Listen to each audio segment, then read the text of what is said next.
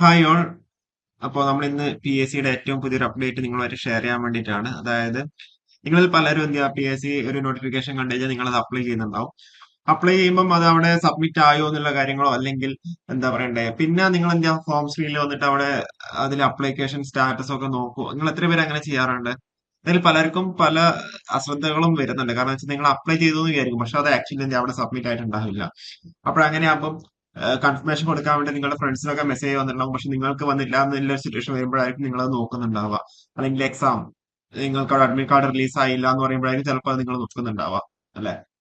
അപ്പൊ അതിൽ P S സിയുടെ സൈഡിൽ നിന്ന് അതിൽ കൃത്യമായിട്ടൊരു ക്ലാരിറ്റി അവർ തന്നിട്ടുണ്ട്. അപ്പോൾ അതൊക്കെയാണ് ലേറ്റസ്റ്റ് ആയിട്ടുള്ള അപ്ഡേറ്റ്സ് നമ്മൾ ഇന്ന് പറയാനുള്ളത്. അതായത് അപേക്ഷിക്കുമ്പോൾ അശ്രദ്ധ പാടില്ല, ജാഗ്രത വേണം എന്നാണ് പി എസ് സി പറയുന്നത്. അതായത് നമ്മൾ നോട്ടിഫിക്കേഷൻസിന് അപേക്ഷിക്കുമ്പോൾ ജാഗ്രതയോടുകൂടി ഉദ്യോഗാർത്ഥികൾ പി എസ് സിയുടെ നിർദ്ദേശം ജാഗ്രതയോടെ വേണം എന്നാണ് പി എസ് സി നിർദ്ദേശിക്കുന്നത്. ഇതിന്റെ മാർഗരേഖ വ്യക്തമാക്കുന്ന വിശദീകരണക്കുറിപ്പ് ഉദ്യോഗാർത്ഥികൾക്ക് പ്രൊഫൈലിൽ പി എസ് സി അയച്ചു. നിങ്ങളുടെ പ്രൊഫൈലിൽ കയറി നോക്കാം.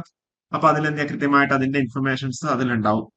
അപ്പൊ അതിൽ അത് കൂടാണ്ട് പി എസ് സിയുടെ വെബ്സൈറ്റ്, അതുകൂടാണ്ട് സോഷ്യൽ മീഡിയ ഹാൻഡിൽസ് ഒക്കെ അത് പബ്ലിഷ് ചെയ്തിട്ടുണ്ട്. ഇത് പറയാൻ കാരണം എന്ന് വെച്ചാൽ ഉയർന്ന യോഗ്യതയുള്ളവർ പോലും അശ്രദ്ധയോടെയാണ് വിജ്ഞാപനങ്ങൾക്ക് അപേക്ഷിക്കുന്നത് കമ്മീഷൻ പരിശോധന കണ്ടെത്തി.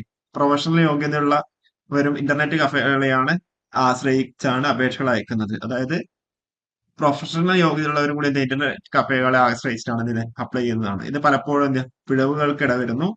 അതിനാൽ അപേക്ഷ പി എസ് സിക്ക് സ്വീകരിക്കാനാവാത്ത സ്ഥിതിയാണ്. അതായത് പിന്നീട് പരീക്ഷ നിശ്ചയിച്ച അഡ്മിഷൻ ടിക്കറ്റ് കിട്ടാതെ വരുമ്പോഴാണ് അന്വേഷണവുമായി പി എസ് സി സമീപിക്കുന്നത്. അപ്പോഴാണ് പി എസ് സിയുടെ സെർവറിൽ സ്വീകരിക്കപ്പെട്ടിട്ടില്ല എന്ന് മനസ്സിലാക്കുന്നത്.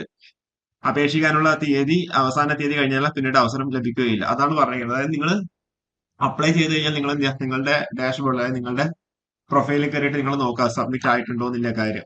അതായത് അപേക്ഷിക്കുമ്പോൾ ശ്രദ്ധിക്കേണ്ട കാര്യങ്ങളെ പറ്റിയിട്ടും പി എസ് സി പറയുന്നുണ്ട്. എന്തൊക്കെയാണ്? അപേക്ഷ സബ്മിറ്റ് ചെയ്യുന്നതിന് മുൻപ് അപേക്ഷയിൽ വിവരങ്ങൾ മുഴുവനായിട്ടും വായിച്ചു ഉറപ്പുവരുത്തണം. ഫോട്ടോയുടെ പുറത്ത് രേഖപ്പെടുന്ന പേരും പ്രൊഫൈലിൽ നൽകിയിട്ടുള്ള പേരും ഒരുപോലെ ആകണം. 10ാം ക്ലാസ് സർട്ടിഫിക്കറ്റിലെയോ സ്കൂൾ പ്രവേശന രജിസ്റ്ററിലെ ജനനത്തീയതി തന്നെ പ്രൊഫൈലും ചേർക്കണം. ജനനത്തീയതി പ്രധാനപ്പെട്ടതായതിനാൽ ഇത് പ്രത്യേകം ശ്രദ്ധിക്കണം. പിന്നെ എസ് എൽ സി സർട്ടിഫിക്കറ്റിൽ ജാതിയും മതവും രേഖപ്പെടുത്തിയതിൽ തെറ്റുണ്ടെങ്കിൽ അത് തിരുത്തിയ ഗസറ്റ് വിജ്ഞാപനം ഹാജരാക്കിയാലേ സംവരണാനുകൂല്യം ലഭിക്കുകയുള്ളൂ. ജാതി, മതം, റിസർവേഷൻ എന്നിവ ശരിയാണോ എന്ന് സബ്മിറ്റ് ചെയ്യുന്നതിന് മുൻപ് ഉറപ്പാക്കണം. പിന്നെ സാമുദായിക സംവരണം, ഭിന്നശേഷി സംവരണം, സാമ്പത്തിക സംവരണം എന്നിവയ്ക്ക് അർഹതയുള്ളവർ അപേക്ഷിക്കുന്നതിന് മുൻപ് തന്നെ അവ പ്രൊഫൈലിൽ അവകാശപ്പെട്ടില്ലെങ്കിൽ ലഭിക്കില്ല. പിന്നെ ഡിക്ലറേഷൻ സർട്ടിഫിക്കറ്റ്, ഇതിന്റെ കാര്യങ്ങള്. പിന്നെ ജില്ലാതല നിയമനങ്ങൾ അപേക്ഷിക്കുന്നവർ അപേക്ഷ സബ്മിറ്റ് ചെയ്യുന്നതിന് മുൻപ് തന്നെ ജില്ല കൃത്യമാണോ എന്ന് പ്രിവ്യൂ നോക്കി ഉറപ്പുവരുത്തണം. കാരണം വെച്ചാൽ പ്രിവ്യൂ നോക്കി കഴിഞ്ഞാൽ നിങ്ങൾക്ക് അവിടെ കൃത്യമായിട്ട് മനസ്സിലാക്കാൻ വേണ്ടി പറ്റുന്നുണ്ടാവും, അല്ലെ? പിന്നെ അപേക്ഷ സമർപ്പിച്ചാൽ ഒരു കാരണവശാലും ജില്ല മാറ്റാനാകില്ല. അപേക്ഷ സബ്മിറ്റ് ചെയ്ത ശേഷം അപേക്ഷയുടെ പ്രിന്റ് ഔട്ട് എടുത്ത് സൂക്ഷിക്കേണ്ടത് അത്യാവശ്യമാണ്.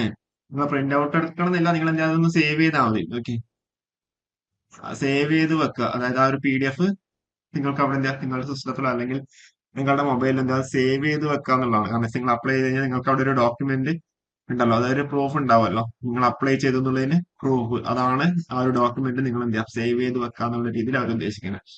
അപ്പൊ ഇതിന്റെ ഡീറ്റെയിൽഡ് ആയിട്ട് കാര്യങ്ങൾ പി എസ് സിയുടെ വെബ്സൈറ്റിൽ അവർ കൃത്യമായിട്ട് എങ്ങനെ അപ്ലൈ ചെയ്യാം, ആദ്യമായിട്ട് അപ്ലൈ ചെയ്യുന്നവരൊക്കെ ആണെന്നുണ്ടെങ്കിൽ കൃത്യമായിട്ട് അവരവരുടെ ഡോക്യുമെന്റ് അവിടെ പി എസ് സിയുടെ വെബ്സൈറ്റിൽ ആഡ് ആക്കിയിട്ടുണ്ട്. വേണമെങ്കിൽ അതിന്റെ ഡിസ്ക്രിപ്ഷനിൽ വേണമെങ്കിൽ നമ്മൾ അതിന്റെ ലിങ്ക് ആഡ് ആക്കാം. ഓക്കെ, അപ്പൊ ചെറിയ ഇൻഫർമേഷൻ പാസ് ചെയ്യാൻ വേണ്ടിയിട്ടാണ്. കാരണം വെച്ചാൽ പലരും അശ്രദ്ധയോടുകൂടിയാണ് പല കാര്യങ്ങളും ചെയ്യുന്നുള്ളത്. അപ്പൊ അത് നിങ്ങളുടെ ഒരു നിങ്ങൾ കാറ്റുനോറ്റ് ഒരു എക്സാം എഴുതുന്നവരാണെന്നുണ്ടെങ്കിൽ അത് നിങ്ങളുടെ എക്സാമിന് എഴുതാൻ വേണ്ടി പറ്റാത്ത സിറ്റുവേഷനിലേക്ക് മാറ്റുന്നുണ്ടാവും.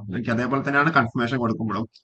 കൺഫർമേഷൻ കൊടുത്തതിന് ശേഷം അവിടെ കൺഫർമേഷൻ റിസീവ്ഡ് എന്ന് പറഞ്ഞ് മെസ്സേജ് വന്നിട്ടുണ്ടോ എന്നുള്ള കാര്യം നിങ്ങൾ ചെക്ക് ചെയ്യുക. അതുകൂടാണ്ട് അത് അവിടെ പ്രൊഫൈലിൽ കയറിയിട്ട് എന്റെ കൺഫർമേഷൻ റിസീവ്ഡ് എന്നുള്ള രീതിയിൽ വന്നിട്ടുണ്ടോ എന്നുള്ള ചെക്ക് ചെയ്യാം. അതൊക്കെ നിങ്ങളെ സൈഡിൽ നിന്ന് അവിടെ ചെക്ക് ചെയ്യേണ്ട കാര്യങ്ങളാണ്. ഓക്കെ, ചെറിയ ഇൻഫർമേഷൻ പാസ് ചെയ്യാൻ വേണ്ടിയിട്ടാണ്. കൂടുതൽ വീഡിയോസ് ആയിട്ട് വീണ്ടും വരാം. Okay, thank you.